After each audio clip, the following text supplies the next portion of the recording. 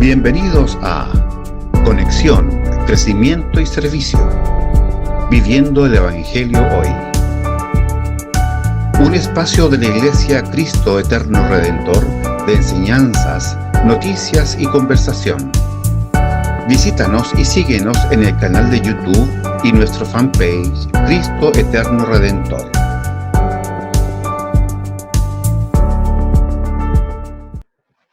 Gusto de saludarles, Dios les bendiga. Mi nombre es Arturo Valdebenito, pastor de la Iglesia Cristo Eterno Redentor, en un nuevo programa Conexión, Crecimiento y Servicio, Viviendo el Evangelio Hoy.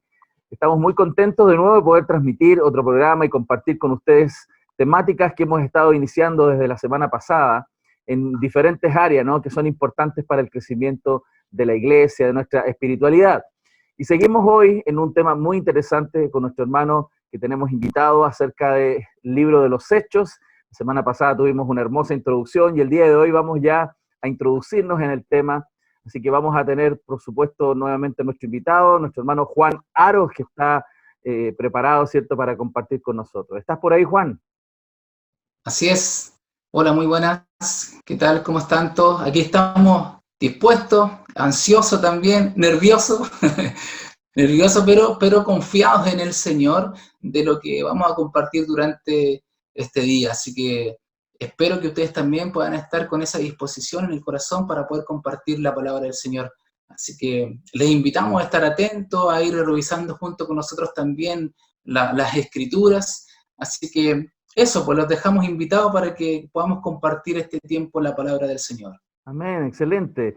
Les animamos a que tengan su Biblia, que tengan un cuaderno, un lápiz, algo donde tomar nota, llevar un registro y que vayas también profundizando junto con nuestro hermano, ¿cierto?, esta temática tan interesante del libro de los Hechos. Vamos a orar. Padre, te damos gracias, Señor, en el nombre de Jesús, por tu infinita misericordia y bondad para con nuestras vidas, que renuevas cada día tus misericordias, son frescas, nos animan, nos alientan, Señor, y queremos honrarte, Señor, y rogarte al mismo tiempo que tú bendigas este tiempo de estudio y que unjas la vida de nuestro hermano Juan, Señor, que va a compartir tu palabra en este precioso libro de los Hechos, donde hemos visto en la introducción de la semana pasada el poder de tu Evangelio, el poder de tu Espíritu Santo obrando en la iglesia. Y te damos gracias, Padre, porque hoy nuevamente vas a hablar a nuestro corazón y esperamos, Señor, que así sea y que esto anime nuestro corazón y también nos aliente a tomar la ruta que tú quieres para nuestras vidas. Te damos gracias, Señor, por todo este tiempo, en el nombre de Jesús. Amén. Amén. Amén.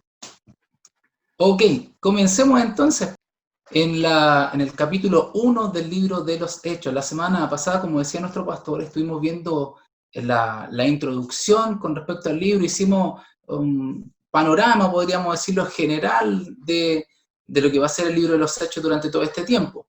Ahora vamos a empezar con el capítulo 1, que lo he titulado La expectación. ¿Por qué? Porque tenemos que ver cómo los discípulos están esperando, están confiados en la promesa del Espíritu Santo.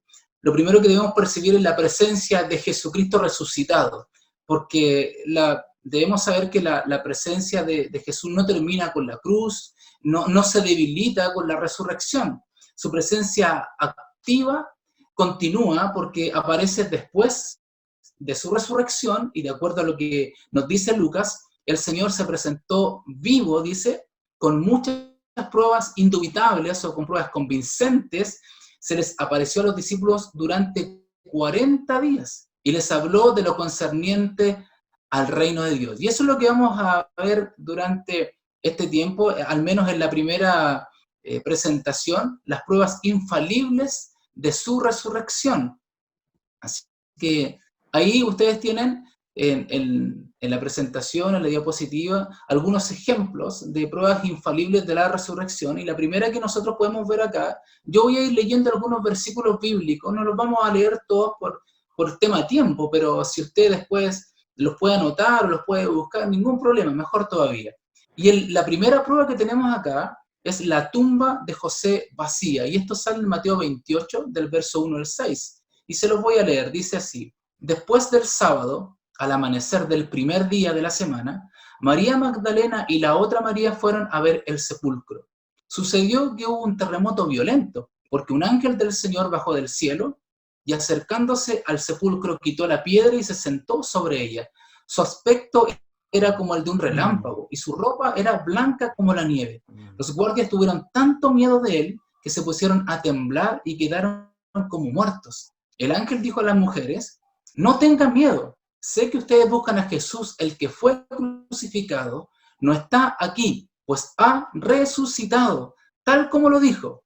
Vengan a ver el lugar donde lo pusieron. Y ahí nosotros podemos ver la primera prueba. ¿Ya? Vamos a la segunda.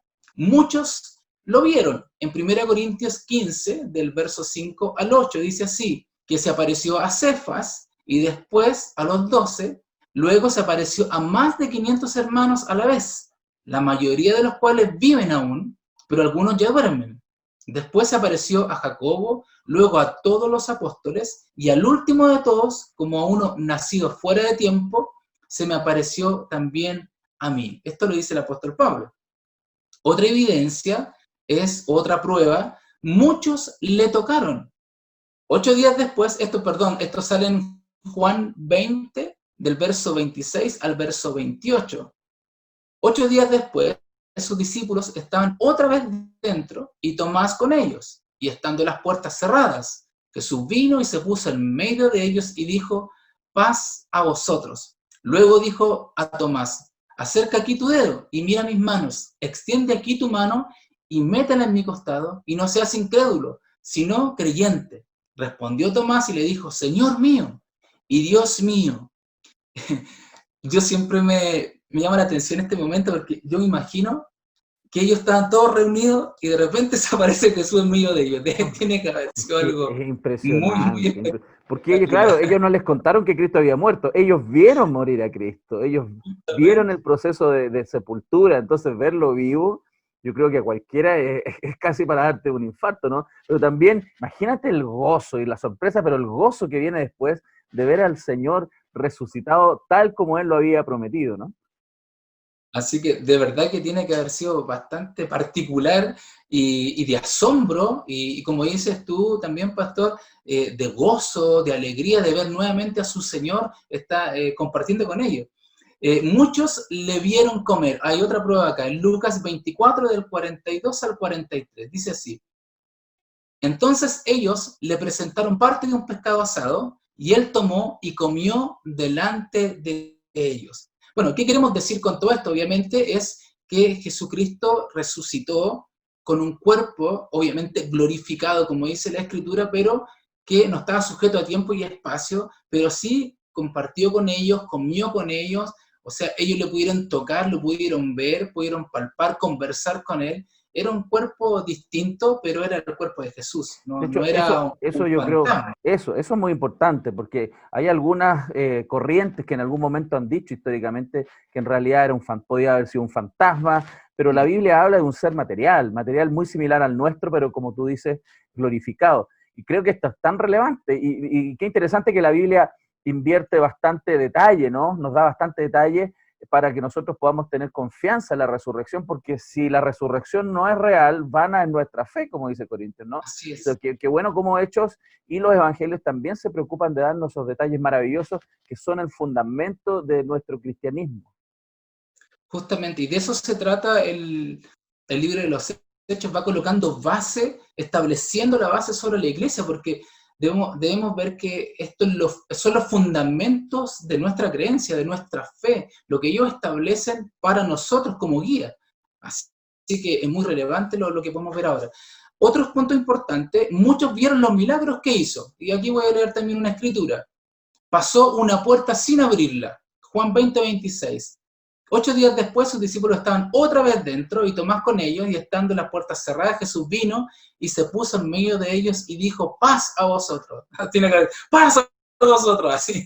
Tiene que haber sido sorprendente. Sí, Llenó de yo me redes. imagino, a veces uno con un pequeño ruido llega a saltar, imagínate que te digan paz a vosotros y se aparezca el Señor, de verdad, ha sido muy impresionante, hermano. Es que nuestro Señor tiene humor también, así que podemos verlo desde esa perspectiva también. Llenó de redes de pescado. Esto sale en Juan, capítulo 21, del 1 al 14. Es bastante larga la historia, pero quiero leer solamente los últimos versículos. le dice, Jesús les dijo, en el verso 10 al 14, Jesús les dijo, traed de los peces que acabáis de pescar. Subió Simón Pedro y sacó la red a tierra, llena de grandes peces, 153, y aún siendo tantos la red no se rompió, como cuenta los detalles la Escritura. Les dijo Jesús, venid, comed, y ninguno de los discípulos se atrevía a preguntarle, ¿tú quién eres? Sabiendo que era el Señor. Vino pues Jesús y tomó el pan y les dio, y asimismo del pescado. Esta era la tercera vez que Jesús se manifestaba a sus discípulos después de haber resucitado de los muertos. Bueno, esa es otra evidencia, otra prueba. Lo vieron durante 40 días. De hecho, así empieza el libro de los Hechos, que se apareció durante 40 días y le habló sobre el reino. Y la última prueba es el cambio en los apóstoles y cristianos del Nuevo Testamento. Y eso lo compartíamos también la vez anterior, que eran hombres comunes, hombres del vulgo, eran pescadores, pero sin embargo, desde el momento que tuvieron un encuentro con Cristo, o que vino el Espíritu Santo sobre ellos, fueron mudados en otras personas. Hubo un cambio súper radical en ellos. Desde ahí en adelante nunca más volvieron a ser las mismas personas. Así es. Bueno, y yo creo que también es muy... Perdón, creo que es muy relevante el hecho de que esa convicción y la naturaleza de las evidencias que ellos observaron, ver a Cristo resucitado, y ese fundamento es tan sólido en sus vidas que nada les iba a quitar la realidad de la resurrección de Cristo, y por eso ellos, de ser hombres temerosos, hombres que se escondían antes de la resurrección cuando eran perseguidos por las autoridades, por los religiosos, luego de la resurrección ellos eran capaces de morir incluso ser martirizados por su fe, porque ya era evidente, era contundente la revelación del Espíritu Santo, pero también las evidencias. Cristo resucitó. Nadie va a morir por una mentira. Así es. Bueno, Lucas menciona como historiador, de manera convincente, sin lugar a dudas, de una manera portentosa, que Jesús se apareció y él se dedicó a una tarea específica durante esos días que permaneció con sus discípulos. Lucas resalta dos características ministeriales fundamentales de Jesús antes y después de su resurrección. Jesús permaneció en medio de sus discípulos como un maestro y como un líder, porque él les enseñó, pero también les dio las directrices, podríamos decir, la dirección que tenían que ellos seguir, lo que tenían que hacer más adelante. Lucas inicia este segundo volumen proveyendo la información a Teófilo acerca de la conexión entre la vida, la muerte, la resurrección y las enseñanzas de Jesús con la fundación y desarrollo inicial de la iglesia cristiana. Maravilloso. Mientras que el Evangelio tiene que ver con las cosas que Jesús hizo durante su ministerio, tenemos que recordar que este es un libro puente que hace esta conexión entre los evangelios y el nacimiento de la iglesia, durante su ministerio, durante tiempo terrenal, y empieza a dar las instrucciones a los apóstoles, a los discípulos con respecto al desarrollo de esta futura incipiente iglesia luego de su partida. Es bastante notorio estas características de Jesucristo como maestro, como líder, siempre dirigiendo, instruyendo, capacitando, enseñando de lo que ellos tenían que hacer durante este tiempo. Vamos al capítulo 1. Dice Hechos capítulo 1, vemos toda la expectación, toda la esperanza de los discípulos. Debemos recordar que este es el libro puente que hace una conexión entre los evangelios y las epístolas. ¿Ya? Vamos a ver la esperanza de la venida del reino mesiánico. Y aquí ellos hacen una pregunta. Vamos a tomar algunos versículos y después ya nos vamos a ir ordenando un poquito.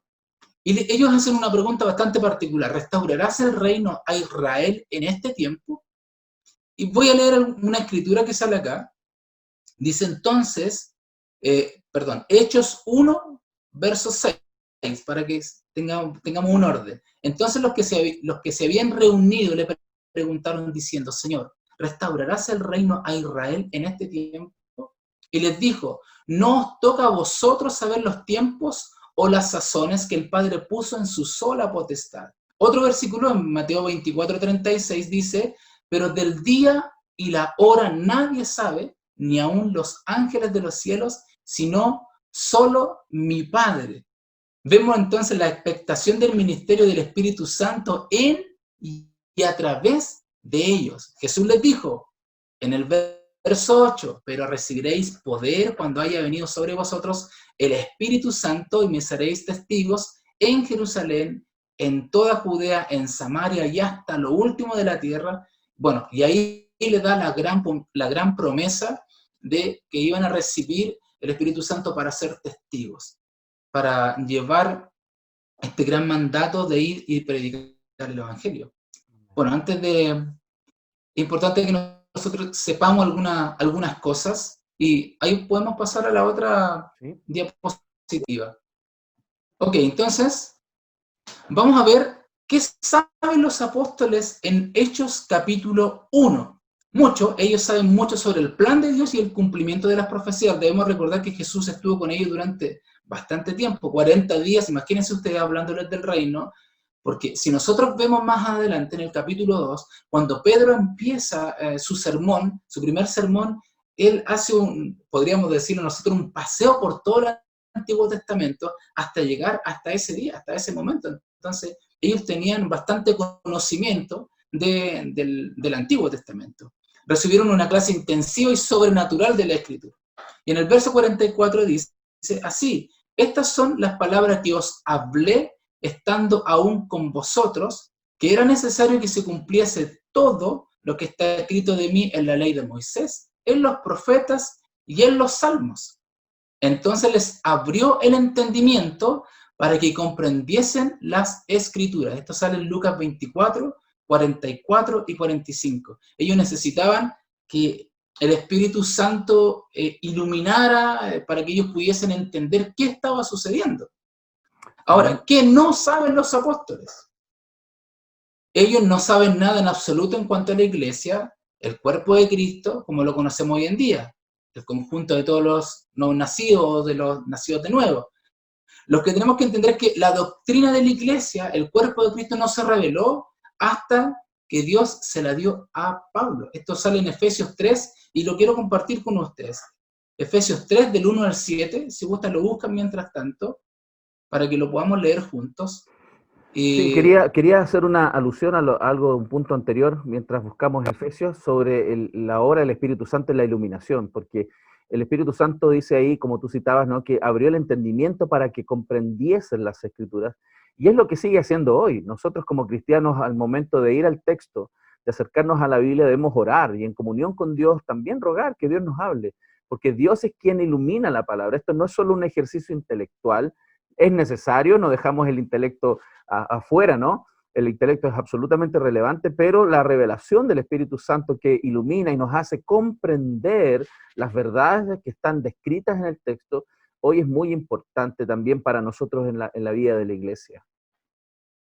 Sí, por supuesto, yo creo que son palabras que son fundamentales para nosotros, como es la revelación, como es la inspiración, la iluminación, porque son conceptos que son de parte de Dios. Dios es el que revela su palabra por medio de su Espíritu Santo, pero necesitamos la iluminación de su Espíritu para poder entender esta revelación. No cualquiera lo puede hacer, tiene que nacer de nuevo. Es lo que le dijo Jesucristo a Nicodemo: Nicodemo, te es necesario nacer de nuevo para poder entender y comprender qué es lo que está sucediendo. Veamos el Efesios 3 del 1 al 7 entonces. Dice así: por esta causa yo, Pablo, prisionero de Cristo Jesús, por vosotros los gentiles, si es que habéis oído de la administración de la gracia de Dios que me fue dada para con vosotros, que por revelación que me fue declarado el misterio, como antes lo he escrito brevemente, leyendo lo cual podéis entender cuál sea mi conocimiento en el misterio de Cristo. Misterio que en otras generaciones no se dio a conocer a los hijos de los hombres, como ahora es revelado a sus santos apóstoles y profetas por el Espíritu, que los gentiles son coherederos y miembros del mismo cuerpo, y copartícipes de la promesa en Cristo Jesús por medio del Evangelio, del cual yo fui hecho ministro por el don de la gracia de Dios que me ha sido dado según la operación de su poder. Entonces, estas cosas, o estas dos cosas, son esenciales para poder entender el libro de los Hechos. ¿Qué es lo que ellos sabían y qué es lo que no sabían? Porque obviamente esto es un desarrollo del conocimiento de ellos también por la experiencia que habían tenido con Cristo y por lo que en el momento Dios también le iba a dar por su Espíritu Santo. Así que claro, eso es parte de la revelación progresiva que Dios ha hecho en la historia, ¿no? O sobre sus planes y sus propósitos, y a través de la revelación y la inspiración de quienes han escrito estos textos, se nos muestra esta progresión de revelación.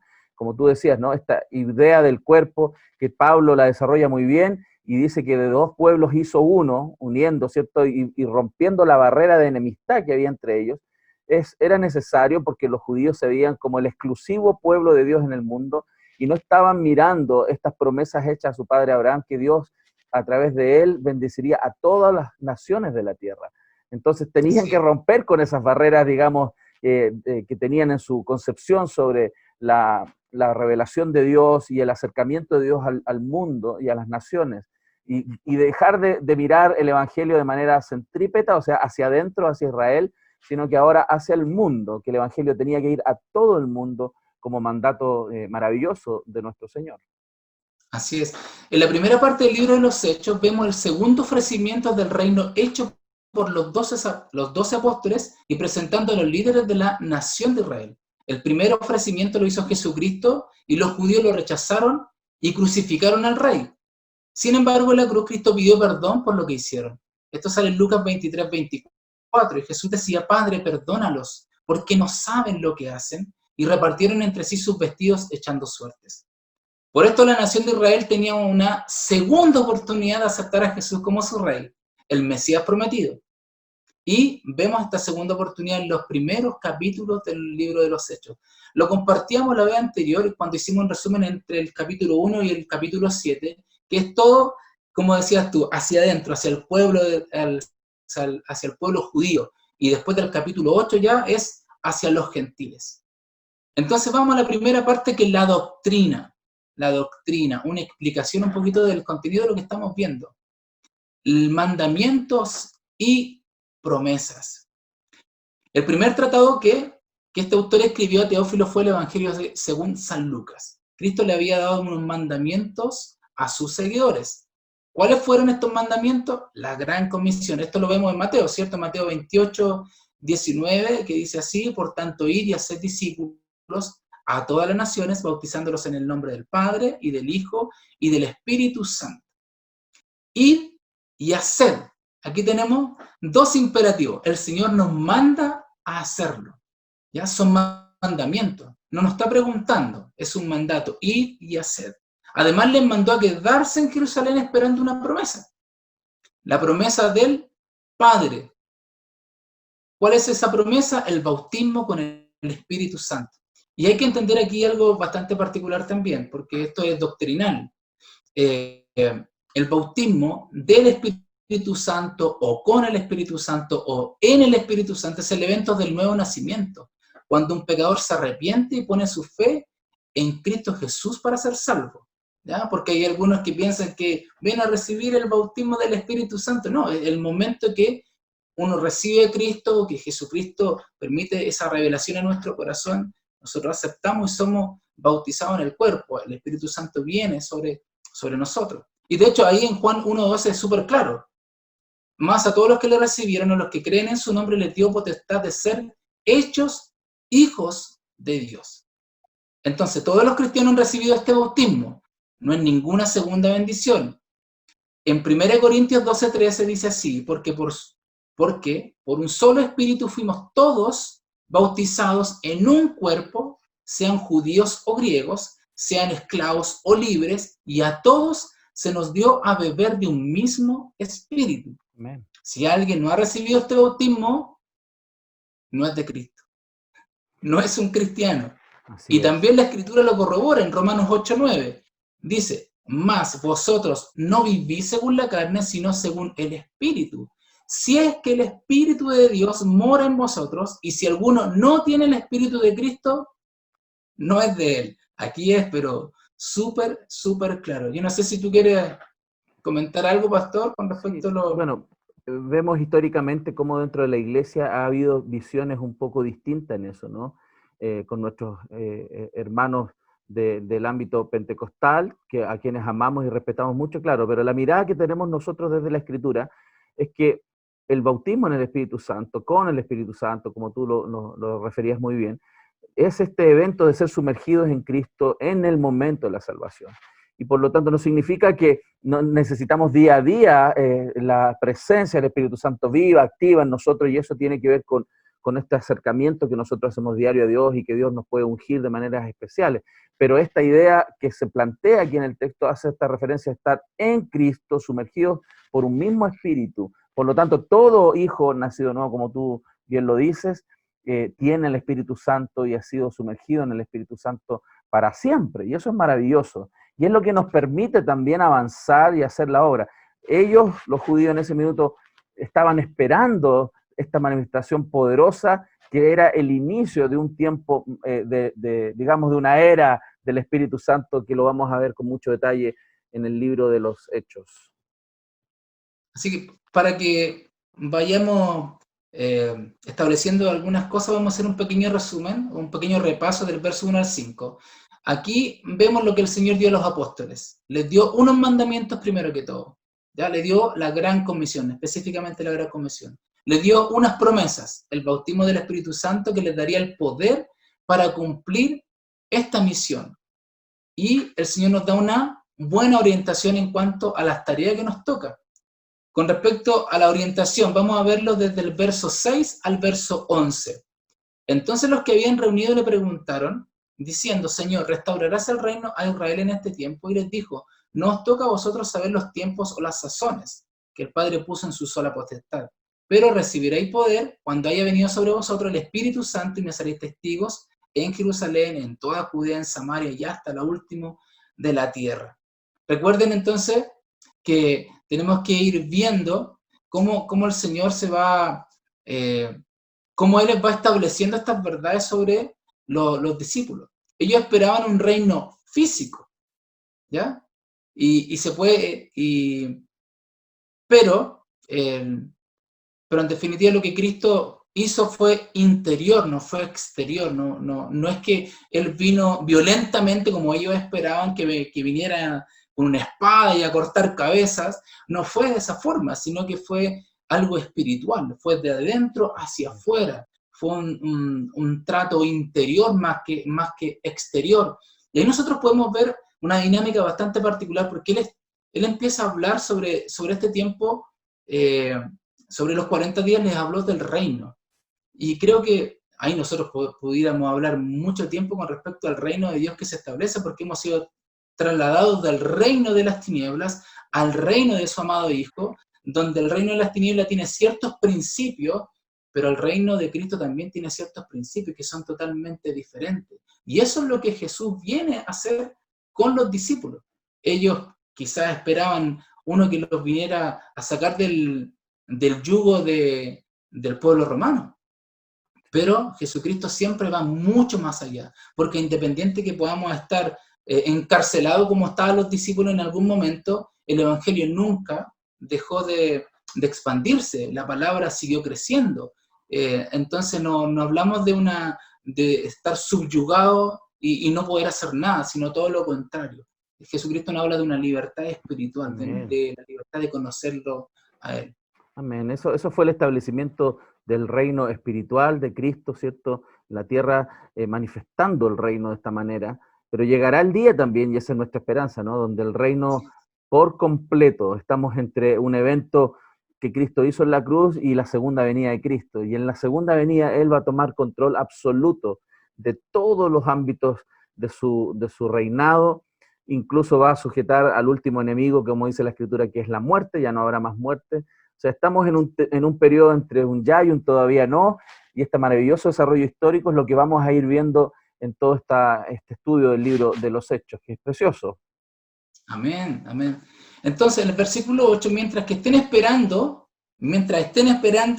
ellos tienen una misión. Y esa es la misión que nosotros tenemos también en este tiempo. Estamos esperando nosotros el regreso a nuestro Señor, y tenemos una misión, al igual que los discípulos. Ellos estaban esperando la venida del Espíritu Santo, pero tenían una misión también. Tenían que ir y predicar. Ellos tenían que pensar en eso. Nosotros también tenemos una misión en este tiempo. Gracias al Señor tenemos al Espíritu Santo dentro y tenemos que cumplir esta misión también, ¿ya? Dios dio el Espíritu Santo para convertir a sus seguidores en testigos para su gloria. La presencia del Espíritu en un creyente resulta en poder para ser testigo. como dice la Escritura también, abre tu boca y yo la voy a llenar. Obviamente tenemos que nosotros memorizar, tenemos que leer, tenemos que conocer, tenemos que ser instruidos por la palabra también, para hablar del Evangelio, como lo hicieron en el libro de los Hechos también, en un momento que lo apartaron a uno que estaba predicando y le enseñaron mejor el Evangelio. Yo creo que también es importante estar preparado, conocer. Entonces, el poder del Espíritu Santo en un creyente se manifiesta principalmente en denuedo, con denuedo para testificar. Cuando el Espíritu Santo vino sobre los santos en Hechos capítulo 2, salieron del aposento alto, ustedes lo deben recordar, y se metieron en las calles predicando a Cristo, pero con denuedos. No eran solamente los 12, eran 120 que estaban en el aposento alto, y ellos salieron predicando por todos lados. Cuando los creyentes en Hechos capítulo 4 fueron llenos del Espíritu Santo, el poder de Dios se manifestó en que hablaron nuevamente, con denuedo, con valor, con energía, con decisión.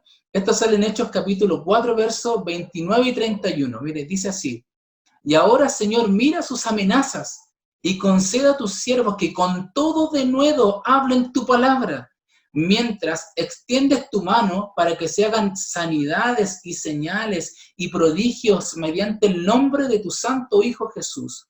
Cuando hubieron orado, el lugar en que estaban congregados dice que tembló y todos fueron llenos del Espíritu Santo y hablaban con denuedo la palabra de Dios. Gloria a Dios, tiene que haber sido, ay Dios mío, haber estado en ese momento. Hermoso, hermoso ver cómo Dios obra a través de su iglesia con poder, porque no olvidemos, ¿no? Esta es la misión de Dios. Dios es el que está interesado en que su palabra sea extendida, y por eso, por medio de su Santo Espíritu, llena a hombres y mujeres para que podamos predicar. Y yo creo que eso es importante, porque la llenura del Espíritu Santo, esa es una de las principales señales, ¿no? El denuedo de predicar la palabra y la transformación de vida, como lo vemos también en Efesios, ¿no? Esa tremenda transformación de vida y de carácter. Esas son notorias señales de una realidad del Espíritu Santo en la vida de una persona. Justamente como lo decíamos con respecto a las evidencias en la primera diapositiva que dimos, fue la transformación de estos discípulos. Y nosotros también, o sea, como dices tú, pastor, debe ser evidente la obra de Cristo en la vida del hombre, en la vida de la mujer, en el carácter, en la misión, en la visión, en ir y compartir este evangelio. Entonces, en Hechos capítulo 1, verso 8, vemos la declaración de propósito, podríamos decirlo, de Dios, de lo que Él hará en este mundo a través de sus seguidores. Entonces, este versículo define los hechos de los apóstoles, lo que ellos hacen en todo el libro de los hechos. Entonces, los apóstoles, bajo el control del Espíritu Santo, testificaban de Cristo. Entonces, podríamos decir nosotros que el tema central es testificar, es dar a conocer, es compartir, es ir, predicar el Evangelio, la gran comisión. Vamos, hagamos discípulos. Esa es la misión, hasta que Cristo venga. Amén. Vamos al punto de la ascensión, versículo 9 al verso 11, la ascensión, justamente, la ascensión. En el verso 9 al 11 se lo voy a leer, dice así: y habiendo dicho estas cosas, viéndolo ellos, fue alzado y le recibió una nube que le ocultó de sus ojos. Y estando ellos con los ojos puestos en el cielo, entre tanto que él se iba, he aquí se pusieron junto a ellos 2 varones con vestiduras blancas, los cuales también les dijeron: varones galileos, ¿por qué estáis mirando al cielo? Este mismo Jesús que ha sido tomado a vosotros al cielo, así vendrá como lo habéis visto ir al cielo.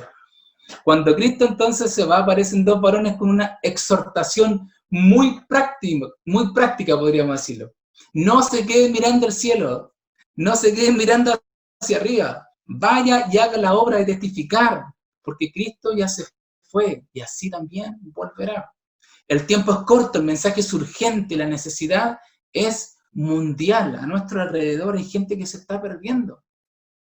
Y no hacemos nada de quedarnos dentro de la congregación aprendiendo. Es muy bueno aprender, es muy bueno discipularse, pero tenemos que ir y compartir lo que de gracia hemos recibido, compartir también de gracia. No nos podemos quedar, y creo que esta exhortación de los varones, ¿qué hacen ustedes mirando el cielo? ¿Qué hacen fijando sus ojos arriba? Vayan, prediquen, Jesucristo se va, pero Él volverá. Mientras tanto, ustedes deben cumplir la misión que se les ha encomendado.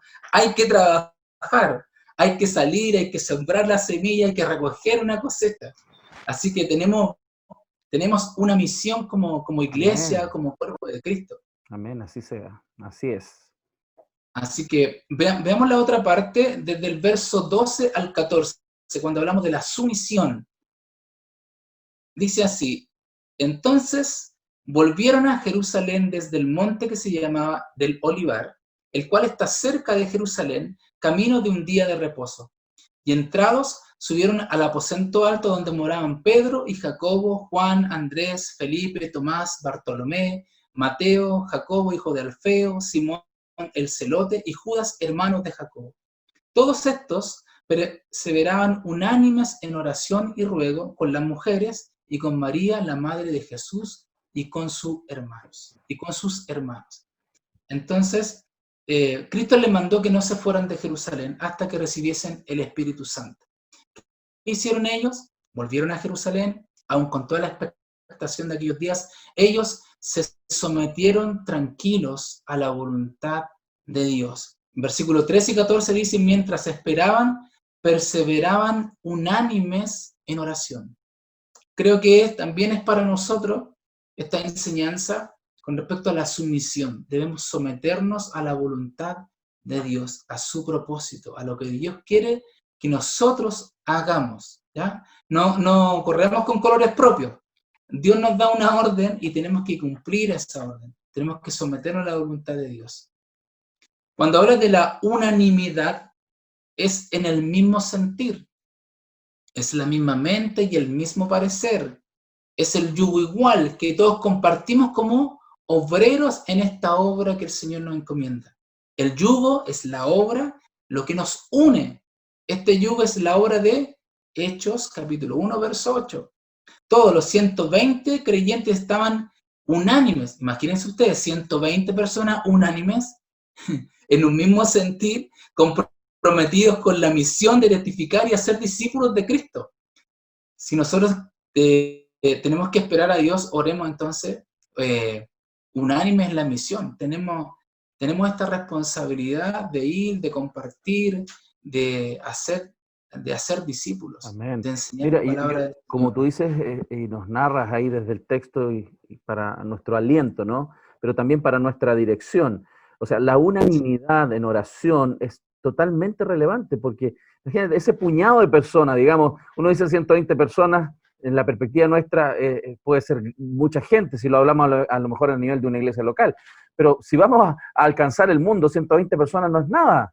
Entonces, pero qué tremendo, porque la unanimidad en oración, en la convicción poderosa, pero también la obra del Espíritu Santo en esas 120 personas y su entorno probablemente cercano, es lo que impactó el mundo. Entonces, qué poderoso es que hoy nosotros como iglesia local, Cristo Eterno Redentor, y así cada iglesia local esté unánime y todos trabajando, no que sean algunos nomás los que digan, hoy hay que evangelizar.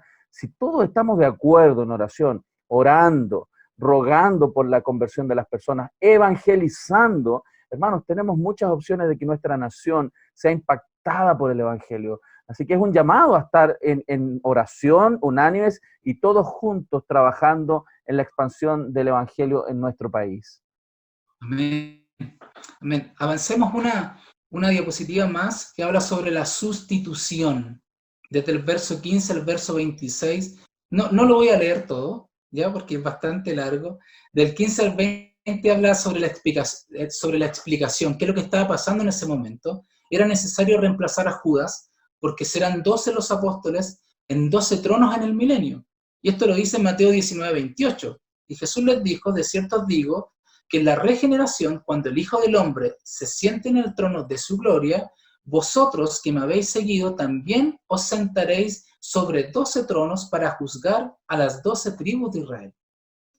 Con la necesidad entonces Pedro busca una solución, había una elección, y Dios escoge a Matías para reemplazar a Judas. Echan suertes, porque en el Antiguo Testamento dice que así es como Dios va a guiarlos en la decisión. En Proverbios 16:33 dice algo particular. La suerte se echa en el regazo, mas de Jehová es la decisión de ella. Esto no es como el azar por si acaso. Uno puede interpretar esto como echar suerte, vamos a tirar los dados. No es así, porque ahí está súper claro, dice, más de Jehová es la decisión de ella. Ellos oraron, ellos pidieron dirección del Espíritu Santo, si usted lo lee después en detalle, y al final decidieron por una persona, pero obviamente es dirigido por el Espíritu Santo, esto no es al azar. Sí, o sea, el azar no es quien gobierna nuestras vidas, es el Dios soberano que tiene un plan perfecto y que Él predispone y preordena todas las cosas. Así que en eso nos conectamos buscando la voluntad de Dios. Y esa era la metodología que se utilizaba en ese tiempo por el mismo mandato de nuestro Señor. Sí, como lo decíamos anteriormente también, Dios es soberano y Dios es el que va guiando a su iglesia. El Espíritu es la obra del Espíritu Santo desde principio a fin. Y como lo decíamos también anteriormente, no es la obra de Pedro ni de los discípulos, no es de Pablo el apóstol, el gran apóstol Pablo.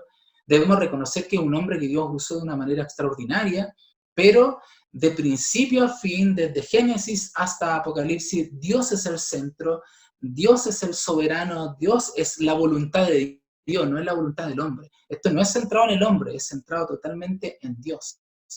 ¿Ya? Para que tengamos eso súper claro, porque lo vamos a ver consistentemente, continuamente o sistemáticamente durante este libro, la obra del Espíritu Santo en todo momento. Pablo no es el 12º apóstol, Pablo no forma parte de los 12, Pablo es el apóstol que Dios escogió para levantar la iglesia entre los gentiles. Los 12 son los apóstoles que Dios escogió para predicar el evangelio del reino a Israel. Son dos apostolados completamente diferentes y no debemos confundirlos, que por tema de tiempo no lo vamos a ver ahora en este momento. Entonces vamos a ver ya casi la última parte para llegar a la parte práctica de todo este contenido que hemos estado viendo durante todo este tiempo. Es la elección del verso 21 al 26, y usted después lo puede leer en casa con más detalle. Dios escoge a Matías para reemplazar a Judas, eso es lo que hemos estado viendo. Echan suertes porque era la forma que se usaba en este tiempo, en el Antiguo Testamento sobre todo, para guiar esta decisión. Y tenemos un versículo aquí que está en Proverbios 16:33, la suerte se echa en el regazo, mas de Jehová es la decisión de ella. Y como lo hemos dicho durante todo este tiempo, es el Espíritu Santo obrando, es el Espíritu Santo guiando, es la soberanía de Dios sobre su iglesia, sobre el establecimiento de su iglesia. Entonces no somos dirigidos por el azar, no somos dirigidos por la suerte. Tenemos que tener convicción de eso. Dios es un Dios de propósito, un Dios de plan. Él tiene un plan soberano sobre nuestra vida. Entonces debemos descansar en su palabra, en sus promesas, ¿ya? Y no en el azar ni en la suerte. Tremendo. Entonces Pablo no es el 12º apóstol, Pablo forma parte de los 12, Pablo es el apóstol que Dios escogió para levantar la iglesia entre los gentiles. Los 12 son los apóstoles que Dios escogió para predicar el evangelio del reino a Israel.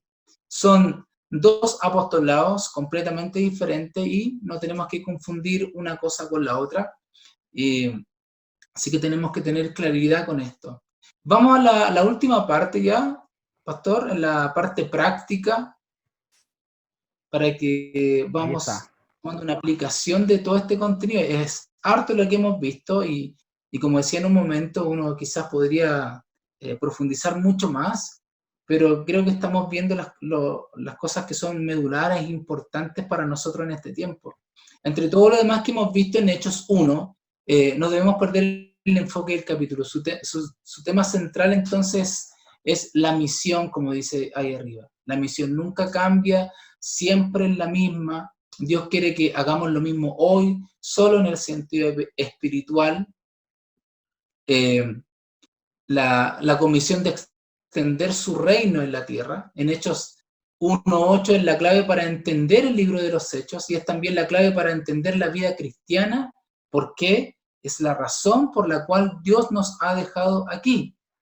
¿Ya? Entonces debemos recordar que la gran comisión que Cristo nos dio es un mandamiento. La comisión nunca ha cambiado. Dios quiere que hagamos lo mismo en este tiempo, así como lo hizo con Adán y Eva, de multiplicar, de fructificar, de llenar la tierra y sojuzgadla, les dijo, señoread en los peces del mar, en las aves de los cielos y en todas las bestias que se mueven sobre la tierra. Amén. Entonces la comisión nunca ha cambiado. Dios quiere que hagamos en este tiempo lo mismo, quiere que fructifiquemos en hijos de Dios, en hijos espirituales. Esto se llama evangelismo. Nosotros lo que conocemos como evangelismo. Quiere que nos multipliquemos, que nuestros hijos tengan hijos, que nosotros sigamos teniendo hijos también, y esto es el discipulado. Quiere que llenemos la tierra con nuestros hijos espirituales, y esto es misiones, en la obra de llevar el evangelismo y el discipulado hasta lo último de la tierra. Amén. Entonces, Gloria a Dios. Hechos 1:8 es la clave para entender este libro de los Hechos. No es una opción, es lo que el Señor espera de cada uno de sus seguidores. De alguna manera todos hemos de buscar cómo hacerle llegar el mensaje del Evangelio a los inconversos. Dios usará tus capacidades, tus habilidades en el lugar que te desenvuelves, que te desarrollas, ya sea en el colegio, en la universidad, en el trabajo, de la forma que sea o como sea, Dios quiere usarte. Lo importante es, como decía en un momento ahí la enseñanza, la sumisión, someterse a la voluntad de Dios. Evangelicemos para ser discípulos, discipulemos para hacer evangelistas o para hacer evangelistas. Así cumplimos con la misión. Y debemos seguir la exhortación de estos dos varones. No sabemos cuándo es que Cristo vendrá, pero sí sabemos lo que debemos estar haciendo mientras Él venga. No debemos quedarnos en la iglesia mirando al cielo, porque Cristo viene pronto. Oremos unánimes en cuanto a la obra que el Señor nos dio. Y que Dios nos dé la bendición de la llenura del Espíritu Santo para nosotros también poder ser los instrumentos en sus manos para glorificarlo, para llevar a cabo esta misión de vida. Entonces, como vimos en Hechos capítulo 1, ya estamos finalizando esta expectación, esta esperanza, esta confianza de los discípulos en la obra que Dios iba a hacer en ellos, a través de ellos, en este tiempo. Y que nos sirve a nosotros como referente, como un modelo a seguir, como imitación con respecto a lo que ellos hicieron, ¿ya? Para llevar esta palabra, para llevar este evangelio, para depender de Cristo, para hacerlo con valor, con valentía, porque si Dios es con nosotros, como dice la Escritura, ¿quién contra nosotros? Entonces hemos de someternos a la voluntad de Dios y así cumplir con la misión que Él nos ha dado. Así que, hermanos, de verdad, una bendición poder compartir este tiempo con ustedes. Este primer capítulo del libro de los Hechos, creo que pudimos abarcar un buen tiempo, algunas doctrinas básicas, fundamentales en el desarrollo de la iglesia. Así que, pastor, ¿algún comentario? Ya estamos terminando.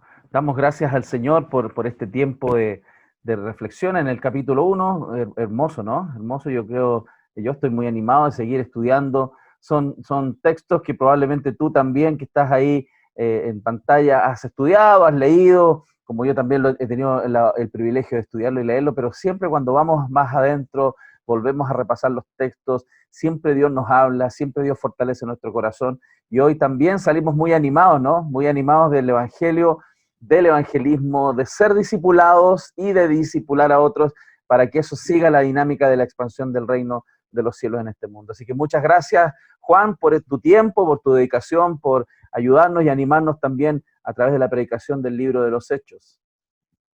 Amén, pues. Así que, de verdad, darle las gracias al Señor primero que todo, porque es un privilegio, es una bendición, es una responsabilidad de compartir esta palabra, de estudiar, de leer, de releer esto, y cómo Dios nos va inspirando, cómo Dios nos va motivando, cómo Dios va obrando en nuestros corazones también, para que cuando tengamos esa oportunidad de hablar, de abrir nuestra boca y de predicar el Evangelio de Jesucristo, que es lo que necesita la gente en este tiempo, esperanza con respecto a todo lo que estamos viviendo. Así que los invito a seguir unidos junto a nosotros durante la semana, para que vayamos aprendiendo de las distintas temas que estamos desarrollando durante la semana. Así que un abrazo, que Dios les bendiga mucho. Amén. Muy bien, hermanos, gracias por acompañarnos en otro programa, Conexión, Crecimiento y Servicio, Viviendo el Evangelio Hoy. Nos vemos, Dios mediante, en un próximo programa. Cuídense mucho.